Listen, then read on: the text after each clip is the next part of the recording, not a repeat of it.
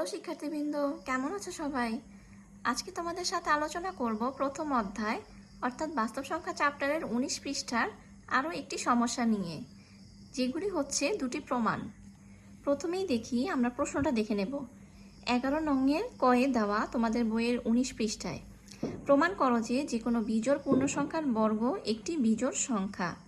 যে কোনো বিজোড় পূর্ণ সংখ্যা বলতে আমরা জানি যে মাইনাসের দিকের মানগুলি, যেমন -4, -3, -2, -1, 0, 1, 2, 3, 4 ইত্যাদি প্রত্যেকটা সংখ্যাই হচ্ছে পূর্ণ সংখ্যা। এখন বিজোড় পূর্ণ সংখ্যার বর্গ একটি বিজোড় সংখ্যা হবে, সেটা আমাকে প্রমাণ করতে হবে। ফার্স্টে আমরা সমাধানটা দেখে নেই। এই প্রমাণটা করার জন্য আমাদেরকে প্রথমে কিছু ধরে নিতে হবে। মনে করি 2x - 1 একটি বিজোড় পূর্ণ সংখ্যা, যেখানে x যে কোনো পূর্ণ সংখ্যা, অর্থাৎ x হচ্ছে একটি পূর্ণ সংখ্যা এবং 2x - 1 হচ্ছে একটি বিজোড় পূর্ণ সংখ্যা। তাহলে এখন যদি আমি এটাকে বর্গ করি, কারণ আমাকে প্রশ্নেই বলা আছে যে পূর্ণ সংখ্যার বর্গ করতে হবে, তারপর একটি বিজোড় সংখ্যা সেটা প্রমাণ করতে হবে। 2x - 1 এর বর্গ করার পর দেখলাম a - b হোল স্কয়ার সূত্র অ্যাপ্লাই করলাম, যে square minus 2 ab plus b square. তারপর 2x হোল স্কয়ার মানে 4x স্কয়ার মাইনাস 2 × 2 অর্থাৎ 4x প্লাস 1।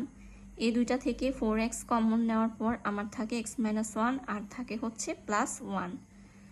যেহেতু x যে কোনো পূর্ণ সংখ্যা, এখানে x হচ্ছে পূর্ণ সংখ্যা, ফলে 4x এটা x - 1 স্পষ্টতই একটি জোড় সংখ্যা।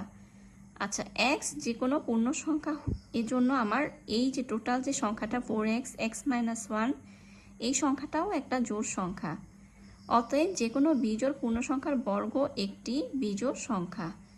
আচ্ছা, এখানে আমরা উদাহরণেও দেখি একটু, যেমন 3 একটি বিজোড় পূর্ণ সংখ্যা। 3কে যদি আমরা বর্গ করি 9 আসে, এটা একটা বিজোড় সংখ্যা।